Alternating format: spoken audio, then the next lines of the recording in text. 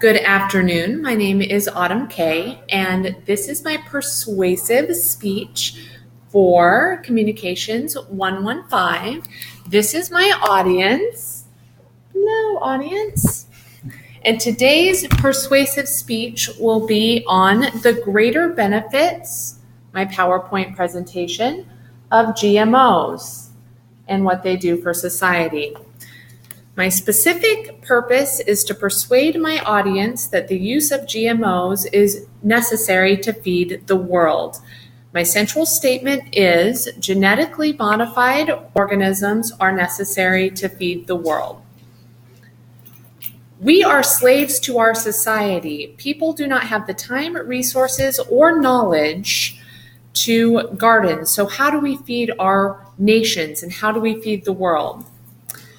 Through my research, I found three main reasons why we should consume genetically modified organisms. Growers can help feed other countries with the use of GMOs. GMOs is short for genetically modified organisms. The inexpensive costs of feeding the world and other nations with the use of genetically modified organisms is super helpful to third world countries and such. Non-GMO foods use more time and resources. Growers can feed our nation and help other countries with the use of GMOs. First, what are GMOs? GMOs are genetically modified organisms and are created by modifying DNA, copying the genes of cash crop organisms. And this was found from the Council of Biotechnology Information through 2013-2016.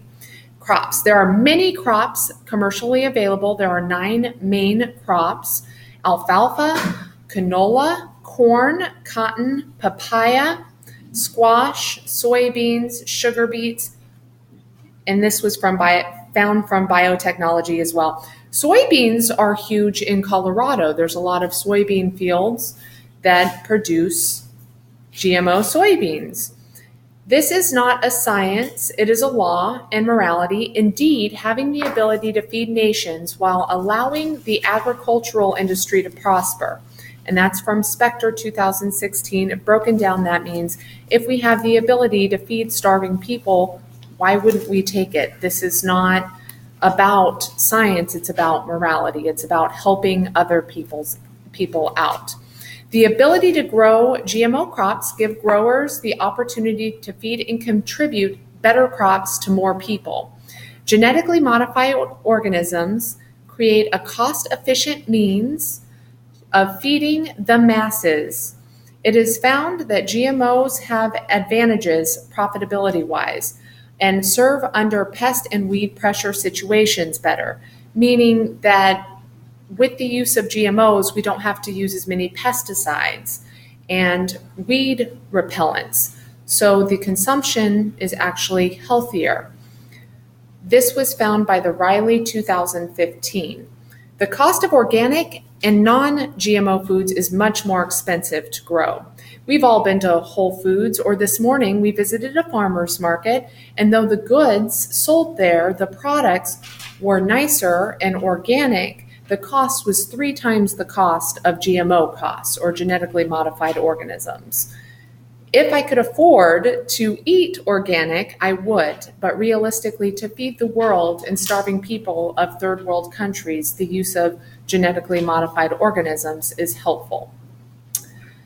The cost of inventive minds can work not only to serve poverty-stricken and overpopulated societies, that's what America was built off of, is inventive minds, but we can work towards developing new solutions in pesticides with the use of GMOs, because we don't have to use pesticides and we don't have to use weedicides, if you will, or weed repellents. Other benefits include a cleaner crop, following a GMO crop, better soil conditions, and reduced weed burdens returned to the land. Again, that's from Riley 2015. Non-GMO foods.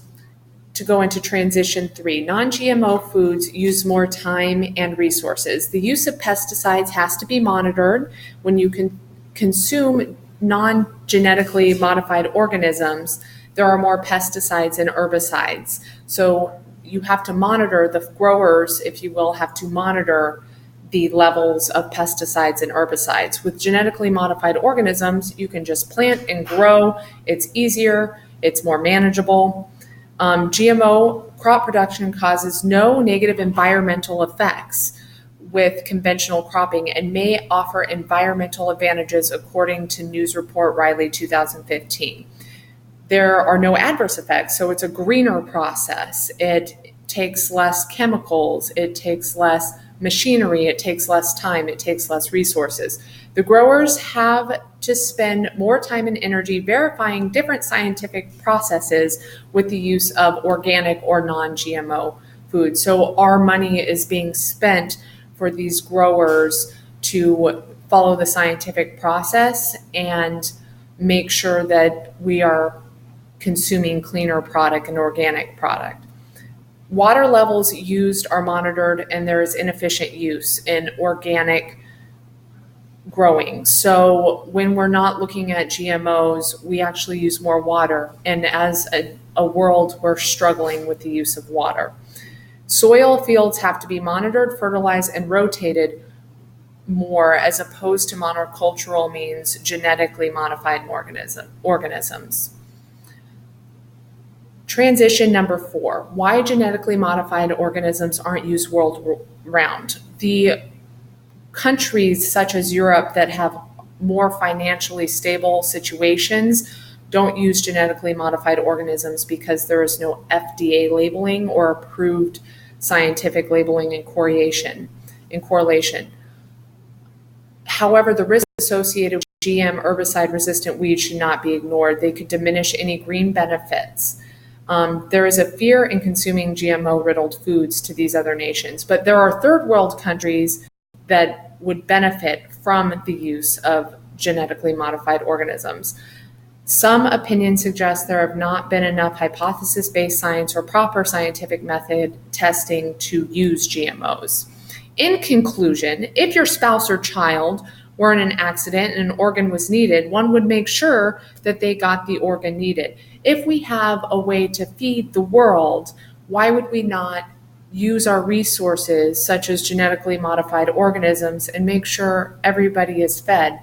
As in America, we are a fed nation, but there are many nations worldwide where hunger is a daily obstacle and concern. I appreciate you listening to my speech on genetically modified organisms. Have a fun and safe, happy 4th of July.